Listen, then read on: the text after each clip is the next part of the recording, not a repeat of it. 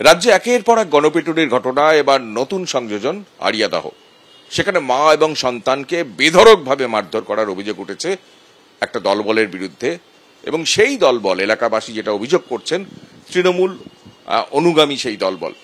এবং সেখানে নাম জড়িয়েছে রাজ্যের শাসক দলের বিধায়ক, জনপ্রিয় বিধায়ক মদন মিত্রের। মদনদা, যিনি মূল অভিযুক্ত আড়িয়াদহের ঘটনায়, জয়ন্ত সিংহ, তার সঙ্গে আপনার একাধিক ছবি প্রকাশ্যে এসছে এবং সেখানে ঘনিষ্ঠ ছবিও প্রকাশ্যে এসছে, এবং সেখানে এলাকাবাসী অভিযোগ করছেন যে ওই জয়ন্ত সিংহ, যিনি এখনো ফেরার, তিনি আপনার খুবই ঘনিষ্ঠ। প্রথম হচ্ছে, যখন ছবিটা এসছে তখনও ক্রাইম করেনি, যখন ক্রাইম করেছে তখন কিন্তু কোনো ছবি নেই। আমি কি করে জানবো কে কবে কোথায় ক্রাইম করবে? কামারহাটি এমন একটা বিধানসভা, 75% নাগরিকের আমার সঙ্গে ছবি আছে। এই জয়ন্ত সিং এর ব্যাপারে আমি গিয়েছিলাম, ওই যে প্রোগ্রামে একটা ওদের, তার কারণ ওর ভাইয়ের নাম হচ্ছে প্রিয়ান সিং, ওকে আমি চাকরি দিয়েছি।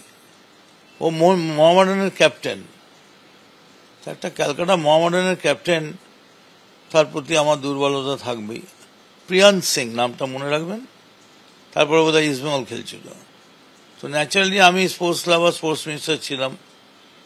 এখন ও যে ফুটবল খেলে আর ওর বড় ভাই বা ছোট ভাই সে যে অন্য খেলা খেলে, আমি কি করে জানবো? আপনি তো চেনেন, ঘনিষ্ঠভাবে চেনেন, বোঝা যায়। আমি কামারহাটির প্রত্যেককেই ঘনিষ্ঠভাবে চিনি, এমনকি সিপিএম বিজেপিরও প্রত্যেককে ঘনিষ্ঠভাবে চিনি। মদনদা, এর তো তাহলে দায় আপনার উপর পড়েই, কারণ আপনার একজন ঘনিষ্ঠ, সে প্রকাশ্য দিবালোকে এইভাবে গণপিটুনির ঘটনায় অভিযুক্ত এবং এখনো ফেরার, এর তো দায় মদন মিত্রের উপর পড়বেই। দায় পড়ে কি, বরং বিদায় বলতে পারো, যে আমি জেনে গেলাম এরকম ব্যাপার আছে এদের সঙ্গে। এই মুহূর্তে আর যতক্ষণ না নির্দোষ প্রমাণিত হচ্ছে ততক্ষণ কোন রকম সংস্রব রাখা যাবে না। এখন তুমি যদি বলো আপনার সঙ্গে যোগাযোগ আছে, কথা বলেন, সে তো ভগবানের সঙ্গে শয়তানের যোগাযোগ আছে। তার মানে কি শয়তানের সব ক্রাইমের জন্য ভগবানের উপর দায় পড়তে হবে? লঘু করবেন না। আমরা একটা ছবি দেখাই। এই ছবিতে দেখা যাচ্ছে আপনি ঘনিষ্ঠভাবে কথা বলছেন, তার সঙ্গে একদম কানে কানে কথা বলছেন। এই ছবিটা, ওই যে কানে কানে কথা বলছি, যদি আমার কাছে ক্যাসেট থাকতো, এটা নিশ্চয়ই সেই রকম যে বি ভেরি কেয়ারফুল, এই ধরনের কথাই আমি কানে কানে বলি, পাবলিকলি তো বলতে পারি না। যে মমতা বন্দ্যোপাধ্যায়কে তোমরা চেনো না, উনি যখন এইরকম ভাবে রাইটার্সে বসে বলছেন, উনি কিন্তু শেষ পর্যন্ত যেতে পারেন এবং কোনো গুন্ডামি, কোনো বদমাইশিকে রেয়াত করা যাবে না। জয়ন্ত সিংহ কি তৃণমূল করেন না? এখন তো আমার মনে হয় ব্রহ্মা বিষ্ণু মহেশ্বর তৃণমূলের বোধহয় লাইনে দাঁড়িয়ে গেছে। উনি কি করেন? মানে আমি লঘু করছি না, সবাই তৃণমূল। ছবি আমার সঙ্গে দেখা যাচ্ছে, তা আমার সঙ্গে দেখা গেলে আমার ছেলে বা আমার অন্য আত্মীয়র সঙ্গে দেখা যেতেই পারে। তারা জানে মদন মিত্র যখন কথা বলছে তার সঙ্গে কি আছে। এবং যারা অভিযোগটা করছে, মূল যারা এই অভিযোগটা তুলেছে, বাঙালি অবাঙালি, তারপরে আরো নানা রকম, তারা আমার কাছে এসেছিল। তারাও তৃণমূলেরই লোক, এবং তারা আমাকে এসে বলে গেছে যে এর একটা বিহিত আপনি করবেন, এবং আমায় তারা অনুরোধ করেছে অন্যায়কে সমর্থন না করার জন্য। আমি তো কঠোরভাবে বলেছি পুলিশকে, আপনারা কঠোরভাবে বিচার করুন। পুলিশ যেটা, আমি শুধু এইটুকুনি বলবো, এই ক্রাইমটার কথা বলছেন, দুদিন আগে আমাদের মহিলা কাউন্সিলরকেও নিগ্রহ করেছে। এখন এরা মমতা ব্যানার্জিকে কেউ চেনে না।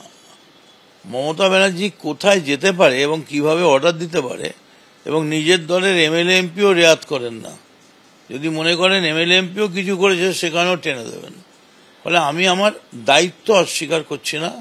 এবং আপনি দেখবেন বেলঘরিয়া থানা এমন একটা থানা যেখানে প্রায় ক্রাইম নেই বললেই চলে। মানে 11 বছরে সেই অর্থে মার্ডার, খুন, ডাকাতি কিছুই নেই। এইরকম ওই টুকটাকে ওকে মারছে, ওকে মারছে, এইসব হচ্ছে। কিন্তু এই যে ব্যাপারটা, এটা আমি খুব সিরিয়াসলি নিয়েছি, এবং আমি খবর নিয়েছি যে আমাকে ওখানকার লোকেরা যেটা বলেছে যে এই ঘটনার সময় বোধহয় এই জেন স্পটে ছিল না, তারপরে বোধহয় স্পটে এসছে, এরকম কিছু। এটা আমাকে সাধারণ মানুষ বলেছে ওখানকার। কিন্তু ওদেরই দলবলের লোক বা বন্ধু বান্ধবের লোক, মানে দলবলই বলবো, যখন আপনি বলছেন যে ক্রাইম করছে তো ন্যাচারালি দলবলই বলবো। পুলিশ নিক, পুলিশ বসে আছে কেন? আমরা তো পুলিশকে, পুলিশ যদি বলে আমরা যখন ধরতে যাব আপনি চলুন সঙ্গে, আমি সঙ্গে যাব।